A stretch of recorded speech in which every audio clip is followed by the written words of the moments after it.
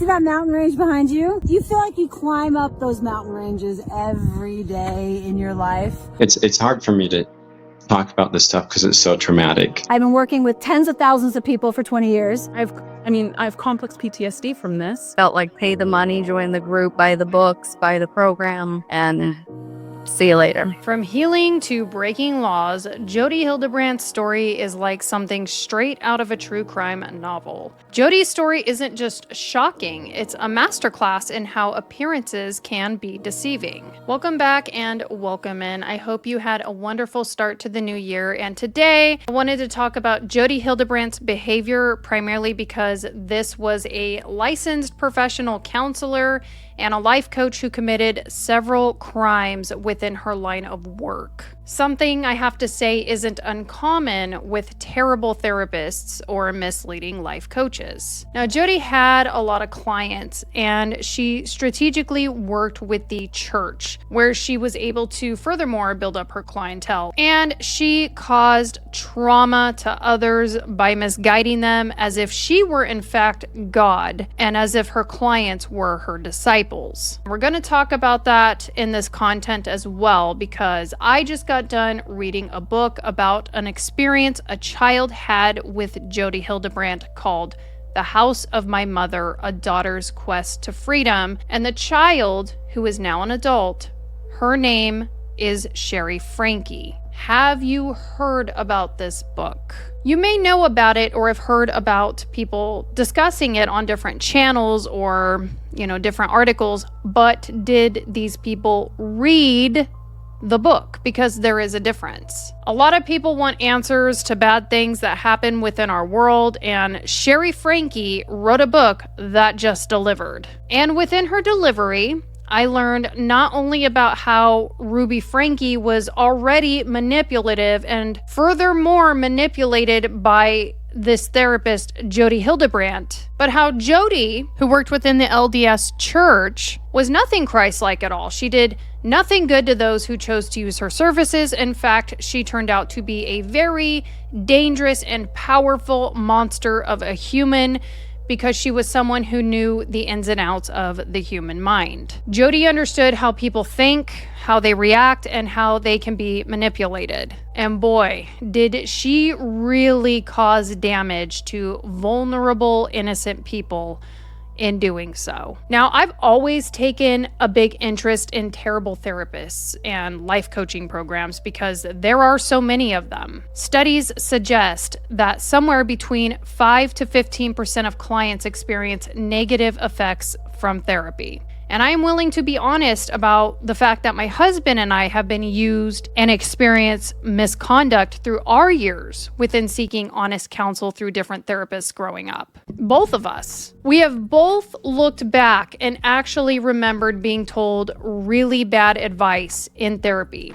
Whereas therapy and coaching services invite you to be open and vulnerable, I just think it's one of those things that you really have to go in with your eyes open and really trust your gut on who you're choosing to work with. When you go into your first session, it's obvious you're considering somewhat long-term services. Yet, 20 to 57% don't return after that first session, and another 37 to 45% attend only 2 sessions. In my opinion, those are high numbers for non-returning clients, and it's time that we talk about red flags within therapy services. Before marriages get torn apart, before children in the home get hurt, to shed light on traumatic and fraudulent experiences that so many people experience within life coaching services and therapy services. So, Jody Nan Hildebrandt. I can see the catch here. If you take away the fact that she turned out to be a criminal, her whole marketing dynamic is pretty good. So all of us know that depression, anxiety, suicidality, all these presenting issues and symptoms that come into your office or in your families or maybe are even inside you. And so I have been on this journey trying to understand how to use principles that are God's in helping people heal. If you don't know me, I'm really blunt, really direct. Some people hate that. Some people love that. It's like, tell me more.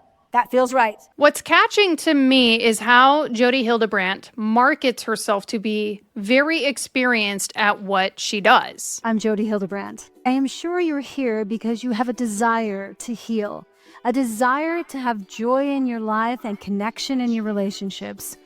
I have that same desire, not only for myself, but also for you. And so I'm very aware that many people are coming and they feel like they can't figure out how to have those things: joy, connection, clarity. And the truth is that you can. Those of you who have been given a diagnosis, I want to tell you that your diagnosis is not who you are. It's not you. The truth is that you can change. You just need education. You need the correct education. Jody had a degree. She ran a very successful life coaching business. She's written books. And just take a look at the list on what she specialized in: being addicted, spouse, work, shopping, electronics, games, sleep, social media, receiving compliments, exercise, eating, substances or alcohol, sex and addictions to it, hobbies, entertainment, pretty much anything. Living in shame and denial, knowing you are not enough, being codependent in your relationships, living in lust, controlling and manipulating others. So almost everyone that I know has struggled with at least one of these things on this list. So it really markets itself to say, what can't Jody help you with? What didn't Jody have to offer? Not only that, but then she targeted her clientele, offering her services to couples, families, and individuals. Eventually, she made a killing at this lifestyle. Jody was estimated to be worth over $4 million, having assisted hundreds of people in Utah, charging up to $200 per hour. And it's to my understanding that she had online opportunities as well. So this probably extended outside of where she was based in Utah. Eventually, a family known as the Frankies would look up the services of Jody, and they decided, based on what they saw and heard through a friend, Jody would help fix their children. And there is really no better way to say it other than the word fix. That's what the Frankies aimed to do with their kids, with their family dynamic. And what a lovely match. How could this go wrong? How could services not work? Jody was the guru. Except there came to be a massive, huge flaw, a glitch. Jody confidently accepted the task without investing into the full family dynamic to begin. Huge mistake amongst these services that these coaches and these therapists offer, not really understanding the full dynamic. And if she did, she didn't care because she was collecting large sums of money from wealthy family vloggers of the YouTube channel called 8 Passengers. Surely it never crossed Jody's mind to consider that Ruby Frankie, the mother, could be harming her children by selling their lives and privacy online to 3 million subscribers with billions of views. It certainly didn't dawn on a successful business beast like Jody Hildebrandt to think, hey, maybe there's an issue in that. We're sick today. You are.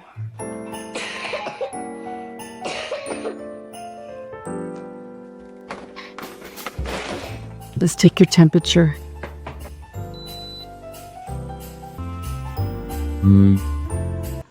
Julie was the next one smashed with this bug, huh? You know you got a sick kid when all they want to do is lay in bed. I'll get you some medicine, okay? It's coming for my tummy and my... Oh. Can you drink a little bit more? Come on.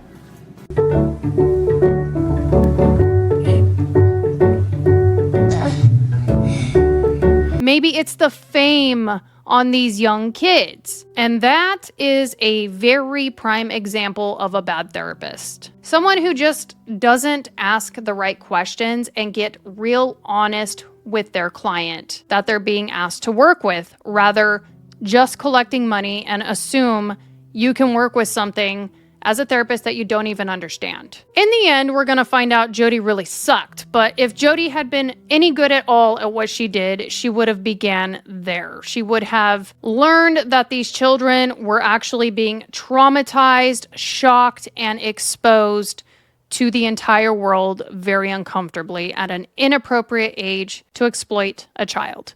She would have discovered that Ruby was also a fraud. So we're going to start getting into some clips from this really amazing book that Sherry wrote. We're going to look into the lens of Jody Hildebrandt, her therapist turned worst nightmare, and how this story came to unfold. Starting with Ruby, her mother, in the home dynamic, who called Jody in to clean up and fix the mess. Ruby's entire self-worth was built on exceptionalism, so if she couldn't be extraordinary, then what was the point? A couple of kids would have suited Kevin just fine, but Ruby craved a clan, and Kevin was happy to agree to Ruby's grand vision, vowing to move heaven and earth to support her in her dreams. Thus, the dynamic was set. Kevin, the perpetual supporting actor to Ruby's lead role in her epic production of Ultimate Mother. Ruby had turned my life into a surreal version of the Truman Show for her social media disciples. So she vlogged her children and her family ventures, and let's just take a look at what Sherry had to say on the Ultimate Mother's parenting style when the camera was off. Ruby didn't believe in comforting me when I was a baby, not in the way most parents do.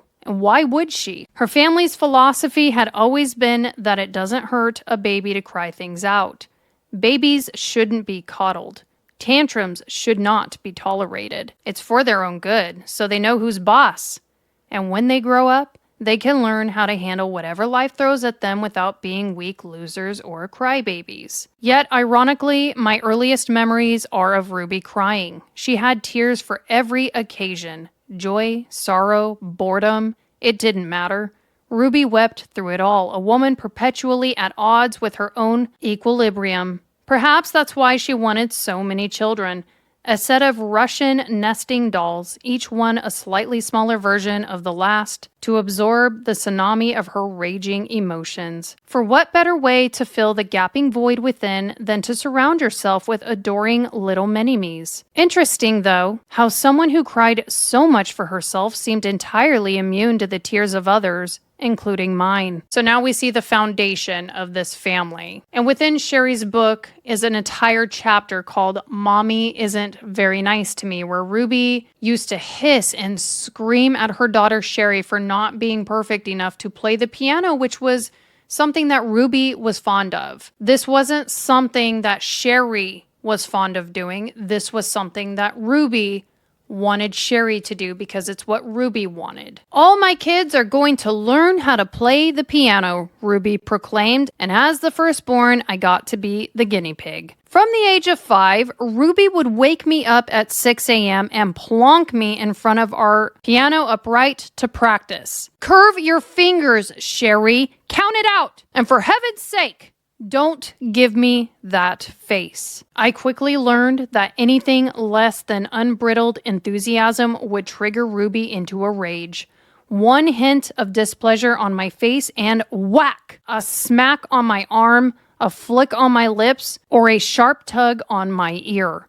I rarely cried when Ruby punished me. Only one person in this house was allowed to shed tears, and it wasn't me. So I kept quiet, maintained a neutral expression, but behind the calm exterior, a realization was taking root. Mommy isn't very nice to me. When I was 6 years old in 2009, Ruby gave birth to baby number 4, another girl. The day Ruby came home from the hospital, I remember hovering in the doorway of her bedroom, watching as Ruby's mother presented her with a gift, a set of beautiful pajamas. As I stood there taking in the scene, I couldn't help but feel a pang of something I couldn't quite name. Jealousy? Longing? I blurted out, "Will you bring me silk pajamas too when I have a baby?" "Absolutely," Ruby said, her voice light. "When you have a baby, that's when we can be friends." In that instant, everything clicked into place. The distance I'd always felt, the longing for a closer relationship with my mother, It all made sense. Ruby and I couldn't be real friends until I was a woman with a husband and a family of my own. Until I was her equal. Just as Ruby had become a wife and a mother to truly earn her own mother's respect, I too would have to do the same. I would have to wait to be loved. And then there came a time that Sherry recalled in the book where she asked her father about the importance of tithing within church. Sherry asked Ruby, "Do you wish you could make lots of money too to give to God?" Ruby rolled her eyes. "Sure, if you kids weren't so much work. Do you know how exhausting it is to be your mom? But being a mother is a divine calling, and I know that by raising you in the faith, I'm doing God's work too. And that's reward enough." As she spoke, I couldn't help but think about my aunts who started filming themselves with janky cameras, putting videos on the internet and making money out of it. And I wondered what it would be like for my mom if she started filming herself for YouTube too, like them. No, I thought, she probably wouldn't want people to see how angry she is all the time. By the way, Sherry is now 20 years old. She remembered all of this from her childhood. I was a bit surprised that things weren't more suppressed, but that is how brilliant Sherry was and is. She kept journals, she read things, she observed, and she didn't detach from her feelings. She just didn't understand that. And she remembers really wanting to. She always looked to her mother Ruby for support, but instead was assigned to things that pleased Ruby or witnessed her mother just being plain cruel. It really is a shame that Ruby turned out to be just crazy, because in the end, she actually had some very brilliant children. But a good therapist would have analyzed this. But going back to Jody, who was brought in to fix the family, a good therapist would have naturally thought, why are these brilliant kids so confused, according to Ruby and Kevin? I mean, Sherry started showing side effects to the treatment they were receiving at home. She would have tummy aches over stress that her mother was creating on her as a small child. And then she started picking at her lips until they would bleed. Ruby scolded Sherry and said, "Look at your face, Sherry. You have to stop. No man is ever going to want to marry you with a bunch of ugly scars all over your lips." Do you guys think that when Jody, the therapist, was called in to fix the problems in this family, she was ever informed about these things? My daughter has stomach issues and she's picking herself to bleed. How about the fact that Ruby guilted her for not having friends and then took away opportunity for Sherry to actually have friends? How about the damned if you do, damned if you don't playing card that manipulators use? Sherry's journal. Mom and Dad pulled me in their room tonight. They said all of my friend problems in school were my fault. They said I'm not a fun person to be around and nobody gets me, which may be true. Then they said it seems like I try on purpose to annoy my family, but the truth is, I just don't enjoy being around them. Ruby and Kevin are the ones who annoy me. Then I finally got invited to a Populars party. It's super hard to get invited, so I was excited and I thought Mom and Dad would be pleased because they're always saying that I don't have enough friends. Instead, they said I can't go to the party if there are going to be boys there, which means I'll have to stay home. I am so mad. Can't they see I'm growing up? I'm not their baby girl anymore. I can manage myself. I am so mad at Mom sometimes. Whenever she helps me practice piano, she promises not to yell, but by the time we are done, she's screaming at the top of her lungs. She is so stressed, uptight, and strict that it's impossible to have fun or relax when she's around. Dad, on the other hand, is loose, easygoing, and handles stress very well. One thing's for sure, I am a daddy's girl. Mom has become obsessed with this place called West Point Military Academy, which means she now punishes us by making us condition like soldiers. For example, earlier today, she got mad at Chad and me for not putting away the clothes, so she punished us by making us run around the block 5 times. Then at dinner, Chad was hiding and refusing to help me clear the table, so Ruby made us both do push-ups. Chad for shirking his responsibilities and me for not being enough of a leader. I yearned for my mother's guidance, her support, her friendship during this insecure time of puberty.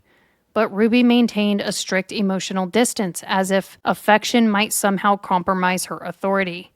Remember, I'm not your friend, I'm your mother, she'd say whenever I asked her why we couldn't do things like go to lunch together, like I saw my friends doing with their moms. My job is to train you how to be ready for the world. When you're an adult, we can be friends. Eventually, I gave up on the idea of being close to Ruby, and I just saved my feelings for my diary. So yeah, so many examples have been given in this book titled The House of My Mother, A Daughter's Quest to Freedom, and doesn't that just make so much sense now? However, sadly, as much as that wasn't much at all. We haven't even gotten to the part where YouTube destroyed these children under the leadership of Ruby, let alone the therapist coming into the family. This is just the dynamic. The channel would become a stage for our family drama and the window into the Frankie household and our everyday lives. As Ruby practiced her opening lines to an imaginary audience, I wondered if perhaps she felt a familiar flutter in her stomach, the same nervous energy that had accompanied each of her pregnancies. After all, she was, in a sense, giving birth again,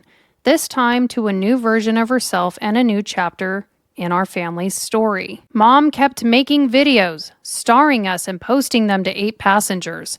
Little did we know, this bizarre ritual would come to dominate our lives for the next 7.5 years. We never chose to be internet celebrities, but that made no difference. Our lives now revolved around nonstop content creation, whether we liked it or not. Barbecues, birthdays, even lazy Sunday afternoons. No moment was too mundane to escape documentation. You could not sneeze without it being immortalized from multiple angles. For me, a 12-year-old girl, this constant surveillance was excruciating.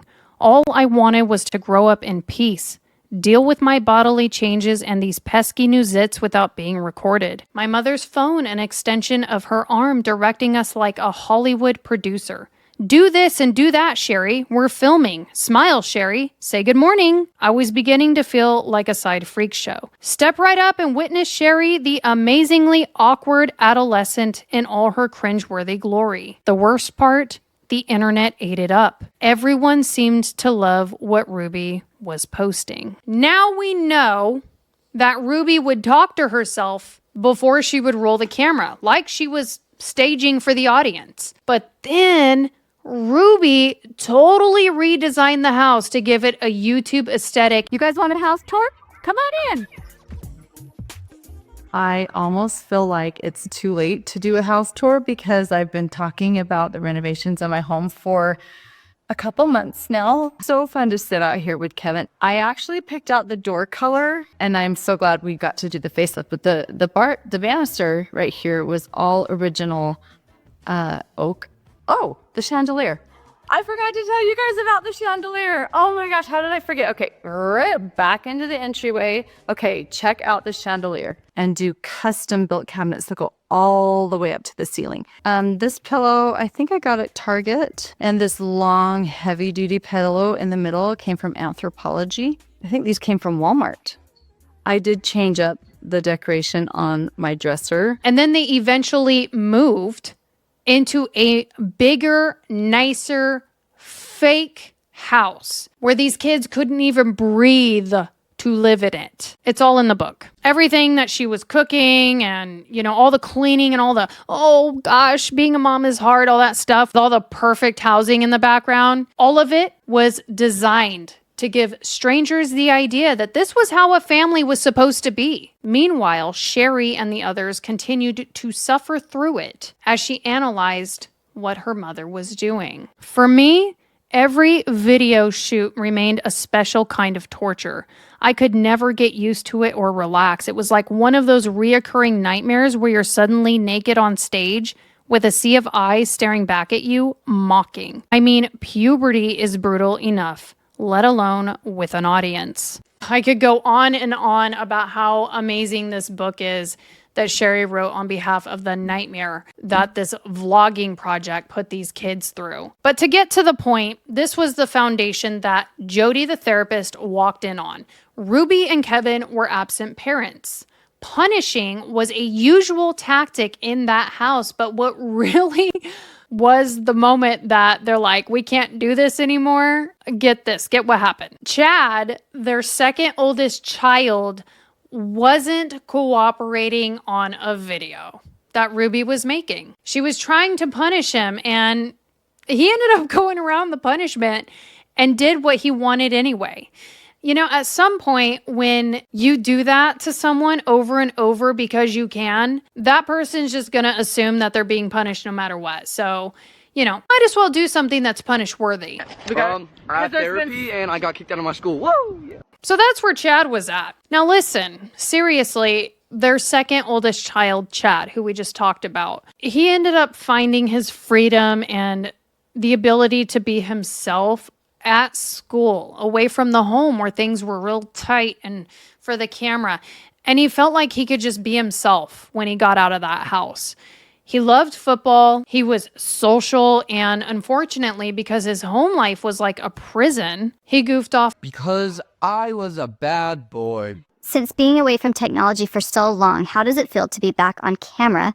Natural muscle memory of 7-8 years of filming, it just came back. Notice that I'm relapsing and going back to what I've done in the past and being able to react. And you know how school is supposed to be this place of discipline and education, and you're supposed to go there and take things a little more seriously and sort of drop your home life problems at the school gate and then leave all that other stuff for home? Well, he couldn't do that because at home he was supposed to act for the camera all the time. His life was fraudulent thanks to his parents. So listen to what Chad did that tipped Ruby over the edge to be like, just can't take it. This is Chad's fault. The truth.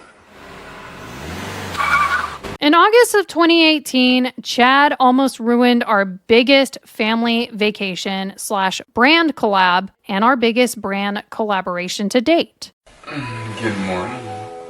The morning of a trip, we like to be nice and slow and quiet. Because we find the kids respond better to tranquility. Wake up! Wake up! Wake up! Everyone wake up! Wife's gonna leave. We gotta get out of bed. Now we gotta go. We gotta go. We gotta go! Wet Ones Hand Wipes is sending our family to Universal Studios Hollywood for one last hurrah before school starts. I vividly remember being in our van when Ruby said she had a plan. We're going to make a mess so that we can show how well Wet Ones work. We made it gross, slimy bears smeared on the windows, slime everywhere, chocolate all over everyone's faces, all to demonstrate the effectiveness of Wet Ones. It was all going so well until Chad brought on the chaos. The park had opened early just for us, which was a big deal so we could get footage walking through the empty park. But while Ruby was filming her brand deal, Chad was, in her words, being an absolute punk, making constipated gargoyle faces and photobombing her carefully orchestrated brand content. Ruby's dream of picture-perfect family content was rapidly devolving into a blooper reel, so she banished him to the hotel room while the rest of us enjoyed the theme park. However, Chad, ever the rebel, wasn't about to let Ruby's parental decree keep him down. He snuck out of the hotel room, took a taxi somewhere, sweet-talked his way back into Universal Studios, and had a great time by himself. When we got back to the hotel, he was gone. We had no idea where he was for a while. And that, as far as my parents were concerned, was the absolute final straw. In Ruby's and Kevin's eyes, Chad was becoming some kind of juvenile delinquent, a malfunctioning robot, and they just needed to find some way to reprogram him. They had already considered sending Chad to West Point Military Academy and had been dragging Chad from one therapist to another, desperate for a diagnosis. Much to their disappointment, most of these professionals said at 14, Chad was too young for them to conclusively pathologize. Not to mention, he usually ran circles around these poor counselors. Chad was often the most manipulative person in the room. Turns out, growing up on camera is excellent training for pulling the wool over people's eyes. And so that's what did it. That is what called Jody into their lives. A good therapist would have been able to identify the issues by asking the right questions, but she didn't. Jody ran with what the parents said instead. So these kids had absolutely no support. As the pandemic took hold, Ruby continued posting to 8 passengers, but her demeanor had shifted. The channel she'd painstakingly built from the ground up now seemed to hold less allure for her than Jody's connections virtue. "Oh, this is going to be big," Ruby would say about connections. "Jody is changing lives. She's changing me." It was true. She had changed. The yelling had stopped. She seemed calmer, more in control. She no longer flew off the handle at minor infractions or disagreements. But something else had taken its place, something worse. Ruby's punishments became more psychological in nature. Do you want to start dating? Like, I don't know if I've ever asked you that. I just assumed that you didn't. I wouldn't care if I started dating, but I'm 13 and I feel like I'm too young. You know that you can always come talk to me, right? If you ever want to. Good talk. You yelled at me. Shh. The fact that I yell at my kids is a secret. We don't want our viewers to know. Eve did not pack a lunch today, and can I bring a lunch over to the school?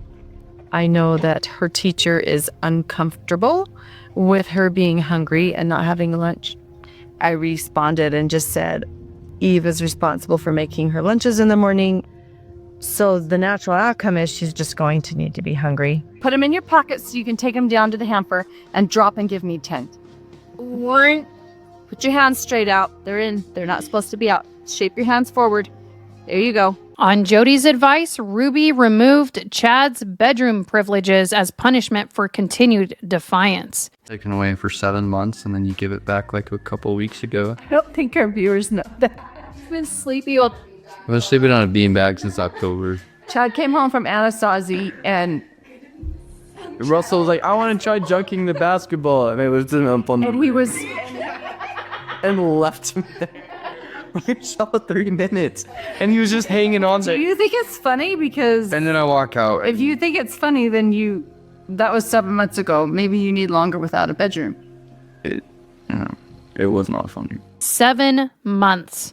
210 nights on a beanbag. The internet went ballistic. Ruby's face paled as she scrolled through the comments. YouTubers and TikTokers were accusing her of child abuse. But this is all wrong. They don't understand. Ruby, Kevin suggested, maybe we should take the video down so we don't lose subscribers. No! Jody says we need to stand firm in our truth. We can't let the haters win. Who hate me, who would like to cancel me, who would like to see me either burn in hell, as I've told, or disappear off the face of the earth. And I'm not going anywhere. Okay, so pretty obvious something is wrong with the therapist's advice. She knows about the social media obsession. The kids are acting out and they're getting punished because they're showing how this whole lifestyle and the fraudulent BS that they're watching their parents put them through from within the home when the camera shuts off. So they're pissed. These kids are not handling this double lifestyle well. Jody sucks. She doesn't address it, and instead, she actually rewards Ruby by promoting her into Jody's life coaching business, Connections. Ruby, you want to tell us about what a mental fitness trainer is? Yes, so we are getting mentally fit. We are getting ready to be your mental fitness trainer. We're getting truth, really easy to teach and help you, and you're going to feel so much better. Absolutely. Jody, never questioning, always supporting, offering comfort to Ruby's wounded ego. She validated Ruby's every action, every decision, and encouraged Ruby to move on to greener pastures. To hell with 8 passengers. Why not focus on the Connections classroom? The place where she could truly carry out God's will and share her truth about divine motherhood with Jody at her side. I mean, who is this woman?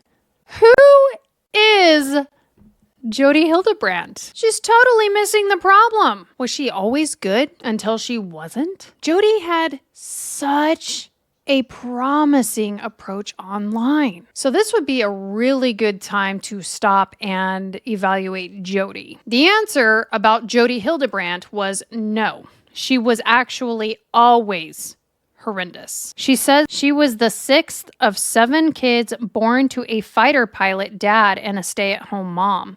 The family motto was, "You're a Hildebrandt. Go hard or go home." According to Jody, her mom lost a baby boy and was emotionally distant and didn't spend much time with her. Jody said her dad, while also emotionally closed off, taught her to work hard and not to trust people. Growing up in the desert, Jody said she found she was more comfortable around animals than humans, milking the family goats and enjoying her time alone. Having grown up with very little affection, she admitted finding the sight of tenderness between parents and children disturbing. Jody had publicly shared stories of being sexually abused by 15 years old, a neighbor when she was 2 and 5, and again by a 16-year-old who lived with them when she was 7 to 9. She said that at age 21, she finally told a counselor about the abuse. In 1999, when she was 26, Jody's ex-husband filed for divorce. Jody got full custody of her children, who were 9 and 7 at the time, and in her books, she admitted finding it hard managing her energetic young kids. She started her journey as a healer in 2003, becoming licensed as a clinical mental health counselor under the Utah Division of Professional Licensing in July 2005. A man or a woman can be being abusive and they still will have their children given to them, which is horrible. This little boy that you have depends on you, Mom. And I'm hoping that you will be a lioness to protect him. Connections offered one-on-one coaching sessions with Jody, or couples classes, or specific classes for women and specific classes for men as it pertained to perhaps strengthening your relationship or getting the most out of your life. There are all these different behaviors that kids and adults go into to distract themselves from the fear that they don't matter. But Jody Hildebrandt isn't without her own controversies. She was actually put on probation back in January of 2012 for some of the things that she did ethically as it pertained to an individual that she was counseling. His name was Adam Steed. Adam actually saw Jody back in 2008, and it came out that Jody shared a lot of his personal client privilege information with members of the Church of Jesus Christ of Latter-day Saints and also members of a local institution, Brigham Young University, where Adam was working at the time. I was just so messed up emotionally and mentally after Jody Hildebrandt that I was scared of my own name. You know, when you're a victim of child abuse and your therapist, Jody Hildebrandt, tells you the PTSD and the trauma from that is just your sexual addiction, and then she throws you into a class, and then the other 3 guys start talking about being a voyeurist with victims, being an exhibitionist with victims, being an incest person with victims, was extremely uncomfortable. We have spent 24 hours between the 2 days talking about how to recognize distortion and move it into truth. We have cried and we have laughed and we have applauded and we have invited people into boundaries. They're very interested in coming back, bringing their spouses. She wouldn't let me leave therapy. She contacted other therapists and told them terrible things about me so that I couldn't get help elsewhere. She was just punishing me and trying to control my life. When I started to ask certain questions, she just changed everything and went on a complete assassination. Connections is unique. It's an anomaly in the world. People don't understand that they could actually heal their pain. And if you have not joined the Connections family, I would encourage you strongly. She brought everybody. And now she was saying I was mentally unhealthy and I couldn't choose for myself. I lost my children a huge amount of their lives because of this. She strips you of identity, she strips you of credibility, she isolates, and shows she's saying everything that you say is a lie. Everything that you say is manipulation. Feeling like we were boarding a train headed straight for Crazy Town, I pulled Chad aside for a brother-sister talk. Jody's not cool, I said bluntly. Like, she's bonkers. You should see the stuff online. She's practically a con artist. Chad just shrugged. Chill, Sherry, I can handle her. She's just like all the others. All you have to do is agree with what they say.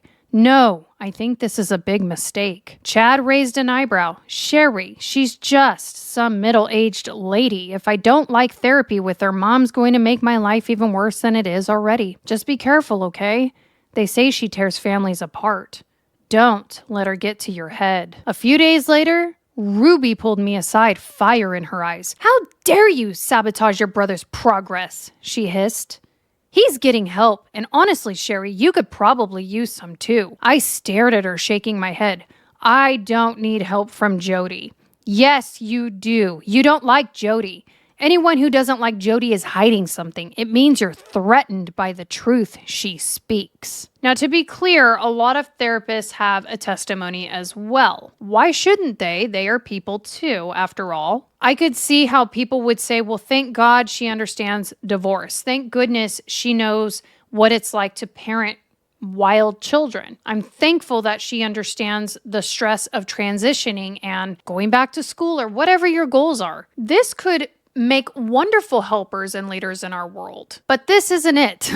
When you start to understand what Jody went through, you begin to notice she's one of those. She speaks like she wants to help others heal, but she's coming from a place of projection, in my opinion. She hasn't even healed her own wounds, essentially, which unfortunately is also very common when you see different life coaches or different therapists. Some of these people have a great testimony, and it's a good thing that they can get out there and help other people professionally, but others are just plain hypocrites. Here is one example that I found to be very hypocritical. Miss I'm Always Right therapist, Jody, ended up oversharing in a session and ended up being wrong, essentially. During a session, Jody mentioned how a family friend had visited her and brought their young kids. And good to know that in this book that Sherry writes, it does seem to me that Jody is not fond of children. There's a whole chapter in about how she considers babies to be narcissistic. Anyway, going back, afterward, Jody noticed the remote control for her curtains was missing. Kids are going to be the scapegoat. I just know those kids took that remote to spite me, she said. Well, how do you know they took the remote? I asked coolly. I just knew. Isn't that an assumption? One of those stories we tell ourselves without facts? Oof, I felt a rush of adrenaline using Jody's own language to correct her. Assumptions are different when you have evidence behind them, Sherry, she said.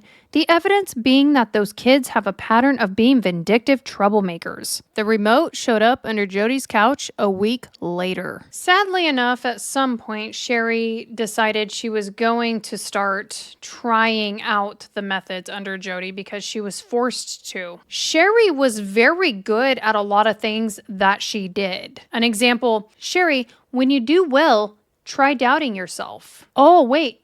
Oh, that makes you uncomfortable to do that? Well, that's called being vulnerable, Sherry. How about Jody telling Sherry, your areas of weakness are compassion and empathy? These are just small taglines taken out of the book. If you actually read Sherry's book in context of the situations that they are talking about, it's far worse than you think. It's beyond stupid advice. It was psychological abuse. But Sherry was very brilliant. And one of the things that she started doing was she started taking what Jody was teaching Sherry about how life works, and she started measuring that up to Jody's character in Jody's sessions with Sherry. Sherry realized, oh, yeah, she doesn't follow her own rules at all. She just makes them up for everyone else. She came to learn that Jody would contradict herself. She was not living by her own standards. And while we discussed some of Ruby's underlying issues before Jody came in, we come to discover through Sherry's book that even Ruby had come to be manipulated by Jody as well. I was a hugely disconnected, selfish, aggressive, neglectful mother. Entitled, you wonder why I left YouTube? It's to save my kids. They're seeing truth, they're accepting truth, they're loving truth. As I finally started to break free from Jody's hold on me, I began to ask questions. How had I and so many others been so vulnerable to being manipulated by someone like Jody? Had the emphasis on obedience that I'd grown up with created a follow the leader mentality that made it all too easy to fall under the sway of someone like her, who claimed to have special knowledge and the ability to guide us toward righteousness? Intelligence is no defense. My own father, a professor, was shockingly quick to abandon his own judgment in favor of hers. Our dedication to thinking critically and analyzing complex ideas was the very thing that Jody used against us.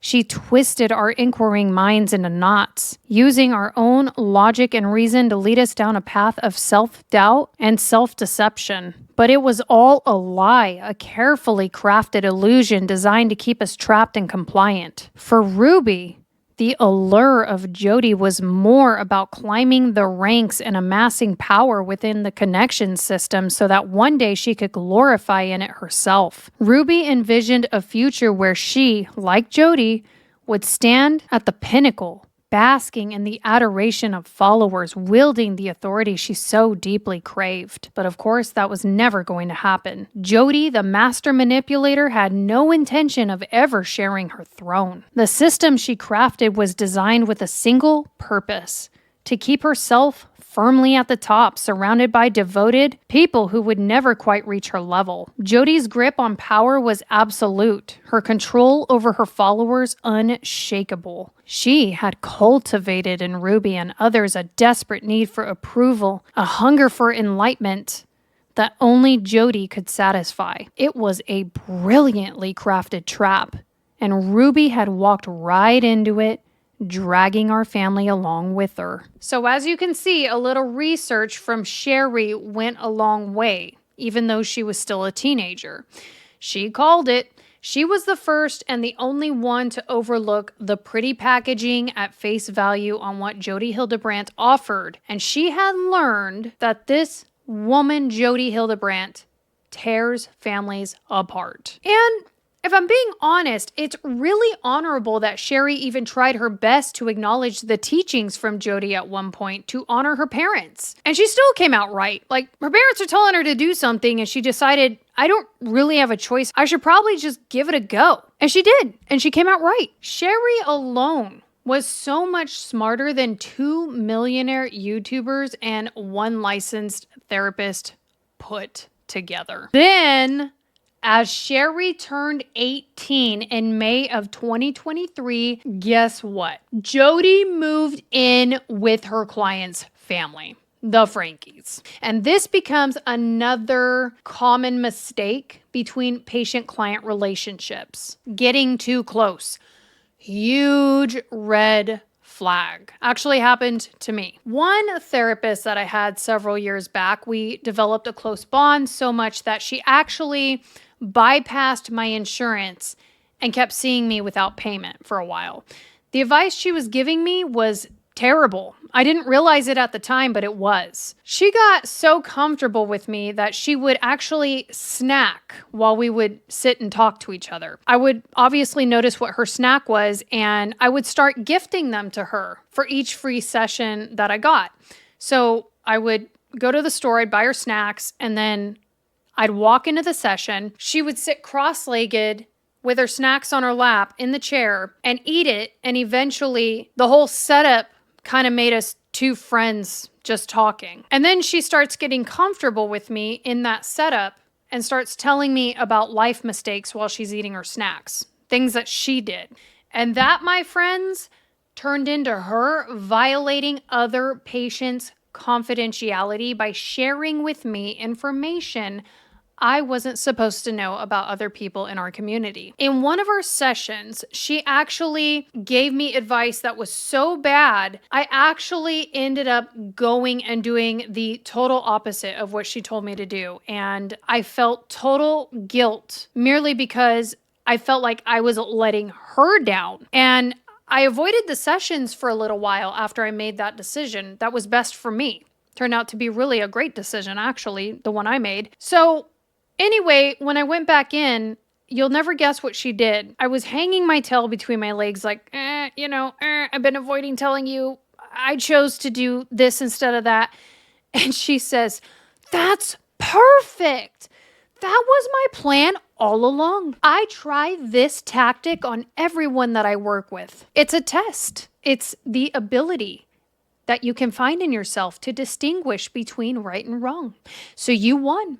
You actually did the right thing after all. I was like, say what? This woman's crazy. But that's how it starts. Snacks, oversharing, doing favors. Like, we'll worry about your insurance another time. Have a seat. What's on your mind? Oftentimes, these are the kind of people that really shouldn't have a license. It's just really hard to identify it when you're in the moment or in that era of your life because it feels so close to home. It feels so comfortable for someone to be that comfortable around you when you're trying to be vulnerable. But it's not professional. But you can see how Jody and Ruby, for example, went from what was supposed to always be this high-class professionalism that Jody marketed herself to be, leading to strides of decisions that eventually got Jody not only working with Ruby in a business together while she's mentoring the children professionally, but then eventually moving into Ruby's home, Kevin's house. So it's overwhelming to hear it, but this is the kind of stuff that does happen. It does between therapists and patients, and it shouldn't. Obviously, this is completely on an extreme level. It's just crazy. In this next chapter that we visit, this is a chapter that Sherry called Ninth Passenger. About 2 weeks before my freshman semester started, my phone rang while I was hunting for last-minute college supplies. Ruby's name flashed on the screen. Her voice crackled with a frantic energy. Jody's not well. Her soul is under siege from Satan himself, Sherry.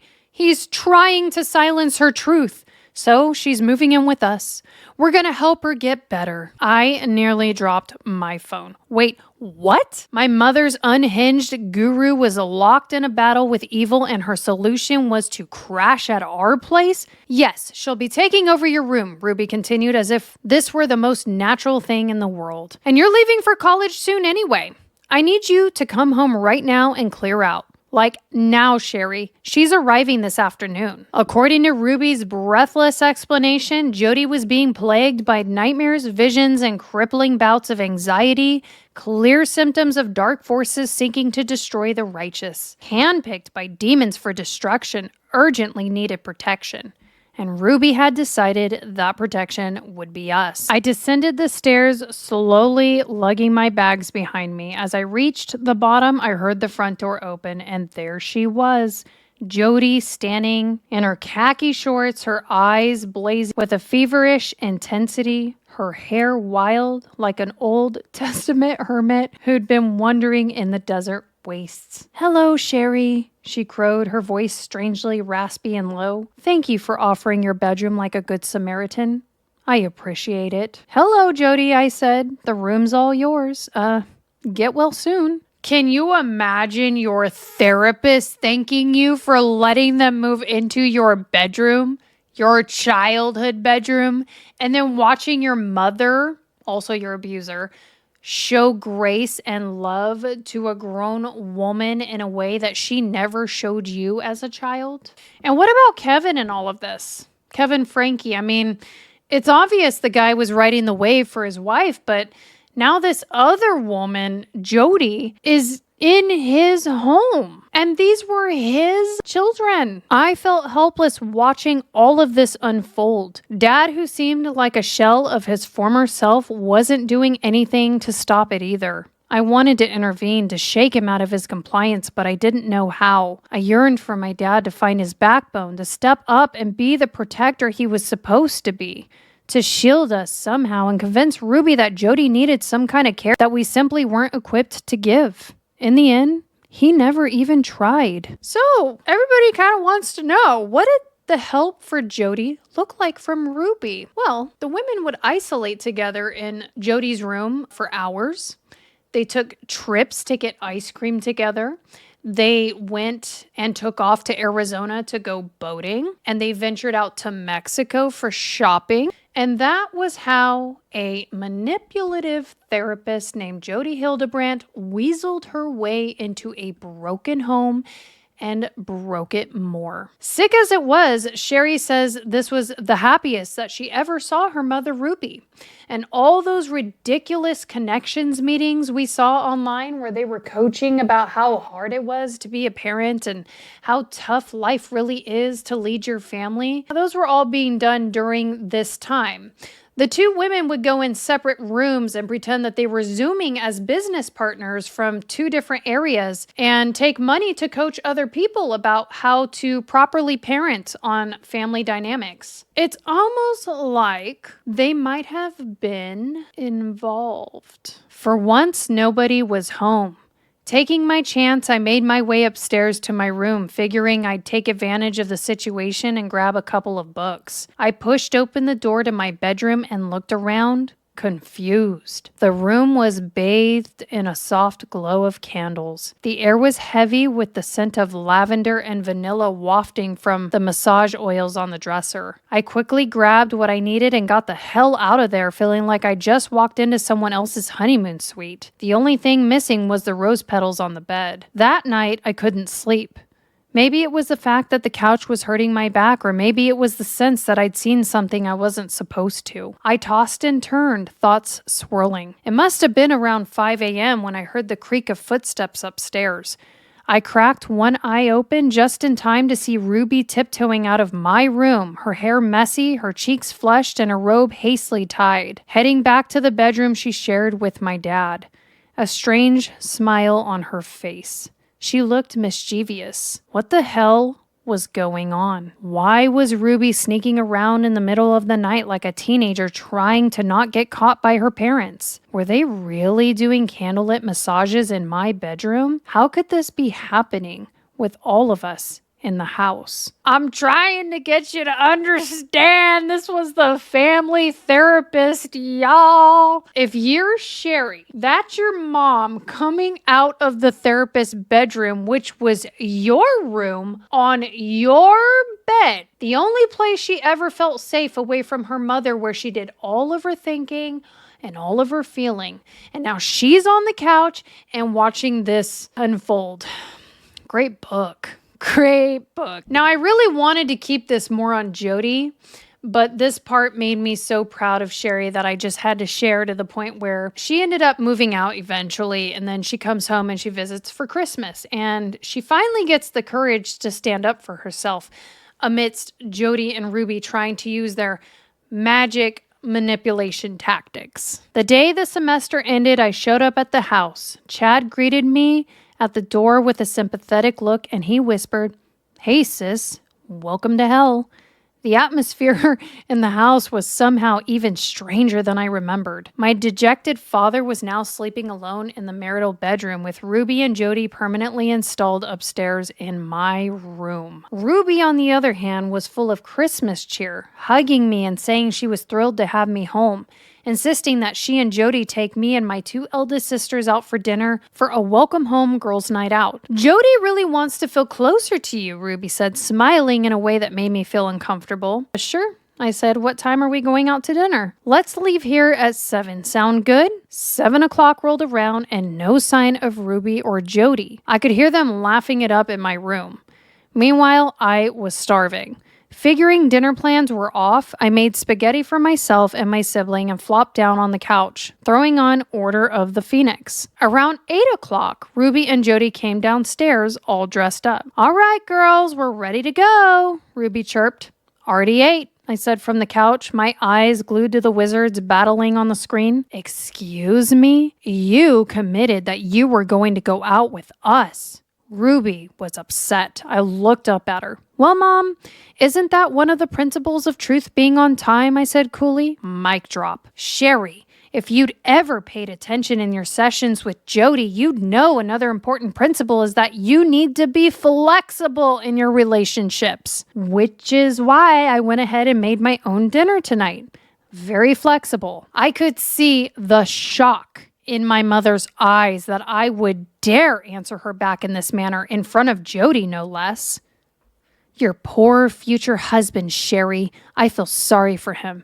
Good luck finding a man who wants a selfish wife like you. May I remind you, you're only an invited guest here, Sherry. This isn't your home, it's mine. And frankly, I don't want you in it if you're going to talk to me like this. Then uninvite me, I said, voice sharp. I'm serious, Mom. Just say the word and I'll walk right out that door. Save you the trouble of endearing Christmas with your inflexible daughter. I can't take this abuse, she wailed, voice pitched to shatter windows. She bolted for the door, Jody rushing after her. Ruby and Jody went to dinner on their own without any of us. Close to midnight, Ruby and Jody walked into the house, both of them sobbing uncontrollably. What's wrong? I gasped, genuinely alarmed.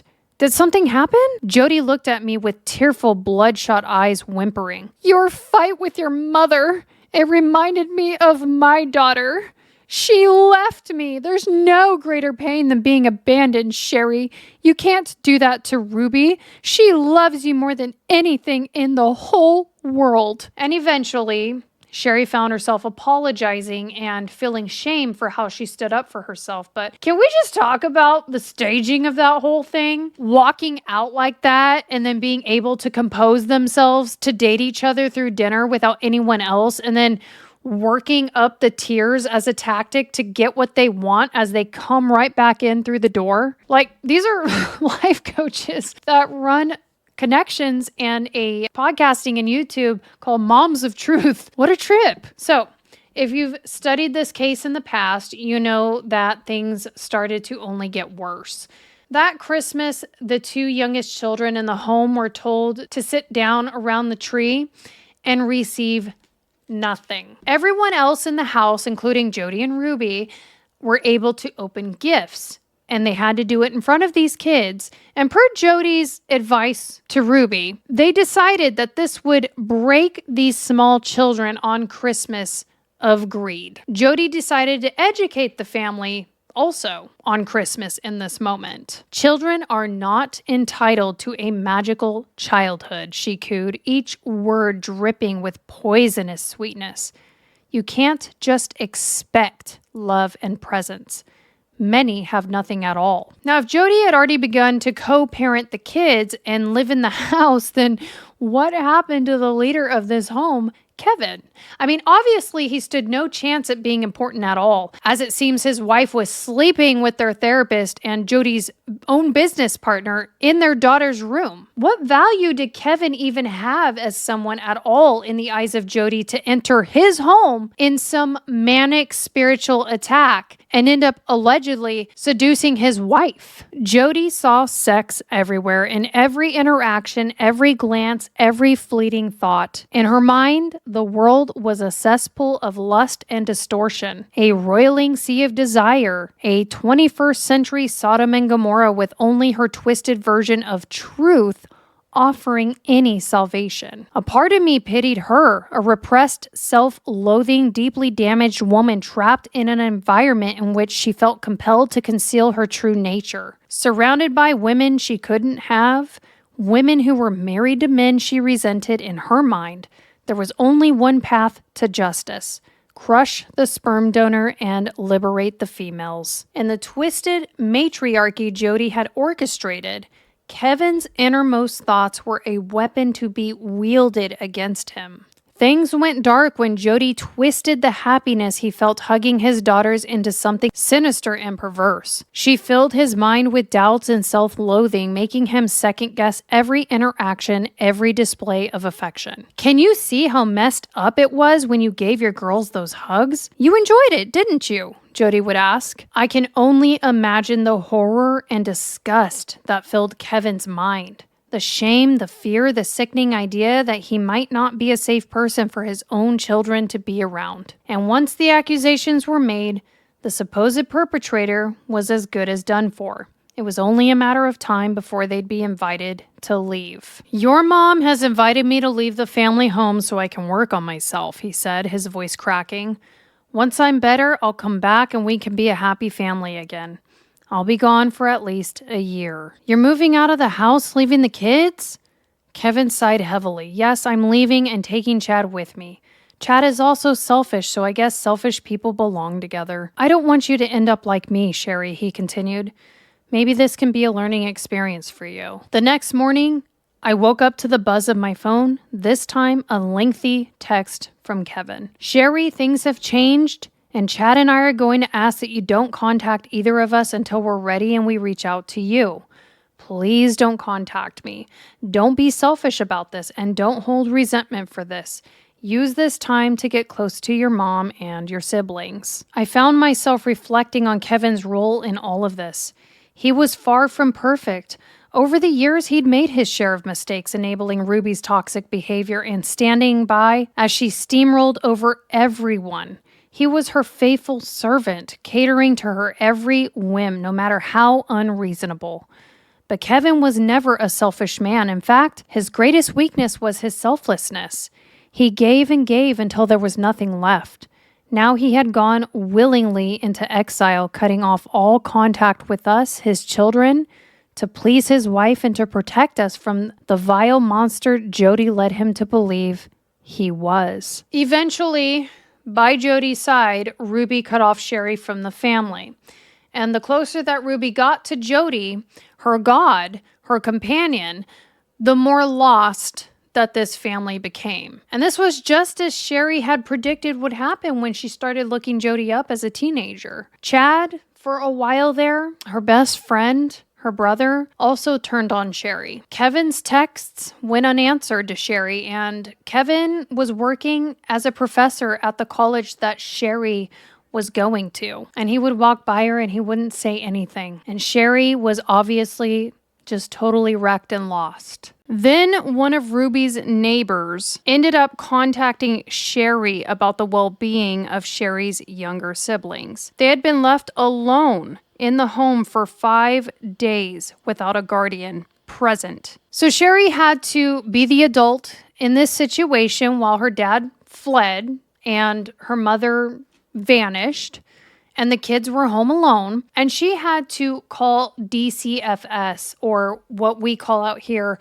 CPS, Child Protective Services, to get her siblings checked on. Because surely the family therapist, let alone the mother, knew that leaving minors unattended for a week is bad parenting and should be reported, right? Because these are moms of truth. Right? In order to get her car title from Ruby, her mother, she had to coordinate a meet through a third party. And what happened was the third party person was loyal to Jody and Ruby. So they secretly allowed Jody and Ruby to be there while Sherry showed up to get her car title. And pretty much, Sherry was ambushed with Jody being present and initiating a conversation that had psychological, emotional, and spiritual abuse to it. Sherry was compared to Judas in that conversation and told that she was the reason that their whole family was destroyed. I mean, dang, demonic. And meanwhile, the two women, these frauds and abusers, continued to get on their little life coaching forum connections and coach others. Again, the title, being moms of truth, believe it or not. It is very helpful for us to learn that within this book, Sherry addresses something that I was curious about. What exactly is wrong with Ruby? Sherry called Ruby a malignant narcissist needing proper psychological help. As this continued to happen with the kids not being the focus point and these two women just being dumb, running off, leaving these kids, nothing was really getting done or could be done about it. The force of two evils continued to rule while the children continued to suffer. Throughout the spring and summer of 2023, I remained stuck in a nightmarish loop.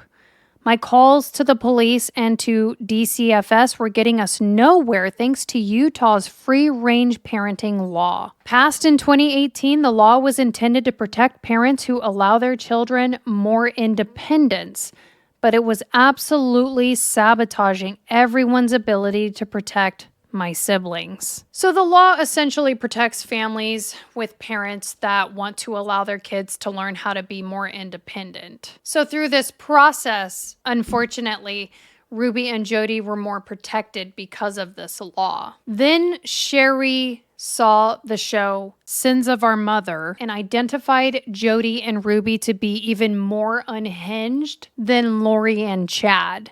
And this scared her. She knew that her siblings were in danger, but the law was protecting Ruby and Jody. At that, things grew worse for the smaller children in the home. Hi, I was just wondering if you could do 2 favors.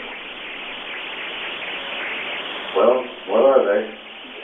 Taking me to the nearest police station. Well, actually, just one's fine. Well, what's going on, son? Have a seat there. It's personal business. Have a seat.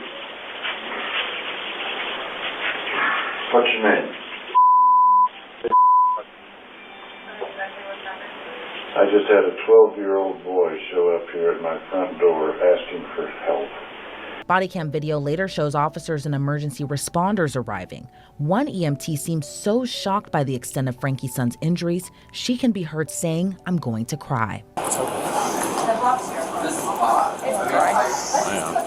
Frankie's son is later put inside an ambulance for treatment, where video shows officers talking to the young boy while he's on the gurney and asking who put the duct tape on him. How did you get the ropes on you? Who did them? Jody, I need you to step out. I have my attorney. That's great. Step out of the house. No, I'm not going to step out of the Step house. out of the house. Step out of the house. Whoa, whoa, whoa, whoa, whoa. We're just going to see if anybody else. Is there anybody else home? Wait a minute, how do you come to my house? Right there. Hey, you okay? Is this just you in here?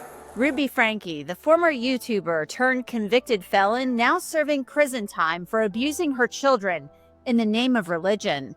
Frankie documented it all in a journal and justified it by claiming her children have Satan within them and that demons have visited them. The journal starts in May of 2023 with a note stating that Jody Hildebrandt received a blessing from a temple president. Frankie wrote that her son refused to do wall sits. He says he is done. The following day, Frankie wrote that the boy is to stay outside, sleep outside, only to come in to use the bathroom and shower.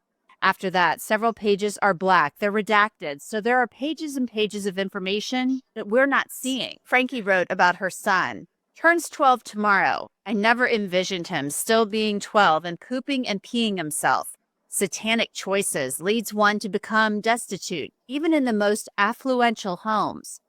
Then the next day, on her son's birthday, Frankie wrote about her daughter and son being in so much deviant behavior, they won't control their bodily functions. They're both furious. Their selfish, sinful lifestyle is being intervened upon. I told R he emulates a snake. He slithers and sneaks around looking for opportunities when no one is watching, and then he scurries. If he wants to emulate the Savior, then he needs to be 100% obedient. Frankie wrote that her daughter, quote, refuses to work, screams, has her hair shaved off. Frankie repeatedly shaved her daughter's hair when she didn't comply with her demands throughout the summer. The girl was only 10. Frankie said she told her son that he needed to divulge everything, that he needed to pray and to fast. He's workable and calm for a bit, and then angry and defiant the next. The only consistent thing about R is that he lies. That's what Frankie wrote about her son. She followed up by writing that her son told her he would rather have a glass of water than have her as a mom. She sent her son to stand in the sun with a sun hat, but the boy's demons, she said, wanted to stand in the shade. So Frankie said she got a cactus poker to push the boy into the sun. Later, she poured mop water on him to cool him off. The children were forced to fast, but really it sounded more like they were being starved. They were continually told that they were lying and that they needed to repent. For exactly what? No one really knows. If you can engage a weak-minded soul in a physical activity of obedience, you can begin to break the bond of Satan made with the weak. Ruby Frankie wrote that Jody Hildebrandt volunteered to help her with that. They planned to buy a ranch in Arizona where the children could do more hard work to rid themselves of Satan. At one point, Frankie wrote, "The kids need a good kick from a horse and a cactus to run into." There were times when Frankie and Hildebrandt placed Frankie's daughter in a closet and refused to give her water if she screamed. Quote, she screamed for another family, water, food, care, love. A manipulative ploy. You are loved. That's what Ruby Frankie wrote about her 10-year-old daughter. In late July, Frankie wrote about her daughter. We put her in the closet to contemplate what to do. She screams much of the day. She doesn't get water if she screams. She refuses to eat. The next day, she wrote, Jody wakes from a dream. God lets her know that we have done everything we can to get her attention. They also forced the children to pull weeds from a cemetery for hours at a time and to pick up glass. On August 27th, toward the end of the children's torturous captivity, Ruby Frankie wrote about her son. Spent the 22nd through the 25th peeing and pooping. He is out of control. He is defiant, abusive, mean, willing to try anything that would grab his attention. I whipped him with a belt yesterday. E2. Frankie then said her daughter peed all over Jody's garage floor, screamed at her and lied to her.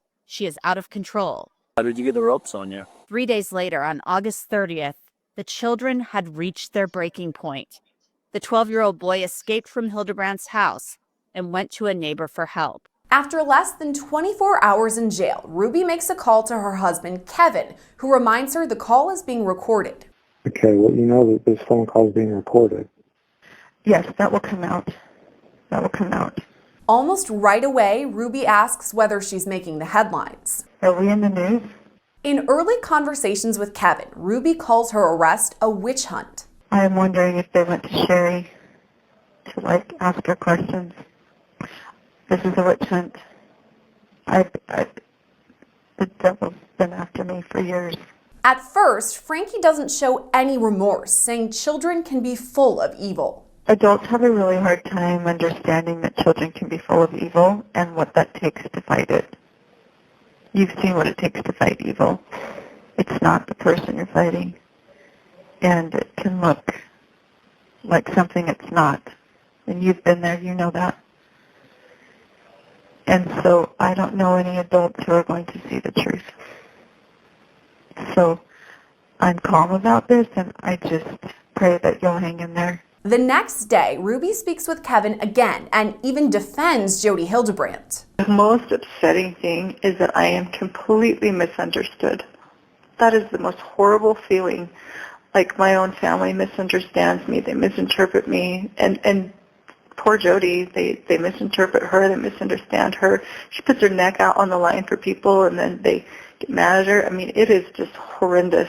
Like Ruby Frankie, the judge sentenced Jody Hildebrandt to 4 consecutive sentences. Given that these are second-degree felonies, the most they'd be looking at on the top end is 30 years. They're not going to do 30 years. There will be a matrix that's run. They don't have a criminal history, so they'll be on the bottom row. For the second-degree felony, it's 18 months. That's kind of the minimum. And then the Board of Pardons and Parole gets the opportunity to decide if they're going to get the chance at parole at that 18-month mark, or if they need more time in prison. And the board will look at several different things. Have they done any treatment? What has their overall demeanor been like while they've been in custody? What do the children want to happen here? Ruby and Jody, by my math, are looking at a minimum of 39.6 months. This is one of the worst child abuse cases that we've seen. I think that a 4-year minimum for Ruby's actions are entirely appropriate. I hope that Jody serves more time than that, and I hope that she isn't out of prison until everybody is completely confident that she's no longer a risk. Sadly, it took things to get to this level of physical abuse where a very brave young boy found the courage to save the lives of himself and his other siblings the day that he decided to disobey Jody and Ruby's rules. In time, Ruby actually turned on Jody. Her statement was, "For the past 4 years, I've chosen to follow counsel and guidance that has led me into a dark delusion. My distorted version of reality went largely unchecked, as I would isolate from anyone who challenged me. I was led to believe that this world was an evil place filled with cops who control, hospitals that injure, government agencies that brainwash, church leaders who lie and lust, husbands who refuse to protect their children who need abuse. Jody Hildebrandt was never my business partner, nor was I ever employed by her. I have never received wages from her or connections. Jody was employed as my son's counselor in 2019, and in 2020, I paid her to be my mentor. And eventually, several other people, including Jody's niece named Jessie Hildebrandt, came forward with their testimonies on how Jody ruined their lives with these extreme methods of therapy.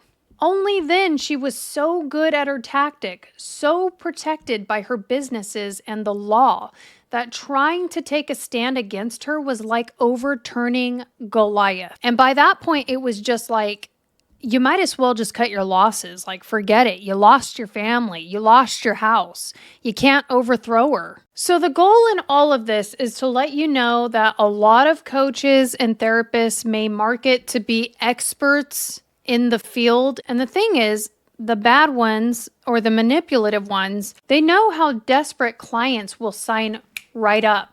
You know, desperate people will slap that money down and they'll go to trusting people right away over what they've heard or what they've read about. Always take your time and don't ever sign big packaged life coaching deals on the spot. Like, don't ever do that. Don't go in one session and think, you know, this is it. I found my person. My husband and I have learned the hard way. Okay. We've been there. And I've learned the hard way that just micro studying someone's reputation is not good. 5-star reviews can be made up or manipulated. In fact, that's a really big red flag, in my opinion. If all you see online about one person or a big life coaching package are just 5 stars, that's probably just a marketing strategy. If your therapist won't take insurance and quotes a couple $100 an hour from your pocket, please think about this. You need to walk and you need to just sit on that and think it through. You cannot afford to be vulnerable enough to seek help only to get manipulated and played in the end. Please hesitate before you join these big life coaching packages where it's like $3,400 for a couple weeks or $12,000 for 90 days. Be careful. A lot of that stuff is really undereducated people that want to collect a lot of money up front. And they usually have you sign some kind of agreement that if you don't get out of it what you're looking for, then that's on you. The money is to be kept. You need to be really, really careful signing up under those kind of programs like Connections or, you know, in any kind of coaching service. You really got to get to know the people you're working with. As for Kevin Frankie, look, as a man, you have a job to your family. In chapter 46, Sherry talks about her father, Kevin, and her whole view on what happened. I think the best thing I can do is recommend that you just read Sherry's book. I think it's better to hear what she thinks because she lived it. She knew him and she was the one that he quit on. And so to me, it's for her to say, not me. I did cry. I think you will too when you find out how their connection went when Ruby wasn't controlling and Jody was locked up and they were able to get in the same room again. It may not be what you think. It's just amazing. So what you should do is you should buy the book because it was really beautiful and it was honestly one of the best books I've ever read. I am so proud of Sherry, Frankie, and Chad and all these children. And we really want to take the time to support her because you'll find that she never really had a lot of that. So I really think if you can, you should purchase the book. It's really good. Thank you guys so much for tuning in. It was wonderful to see you again. And most of you know I'm actually going back to school to get my degree in psychology. Gosh, what a journey it's been. So this is probably one of my longer videos that I'm doing. I got to figure out a way to manage my time, but I will be back here soon. So if you guys have any requests, you let me know. Until then, stay safe, stay blessed. Honor your spouses, hug your kids, take care of yourselves, and I will see you next time. I'm Chelsea J.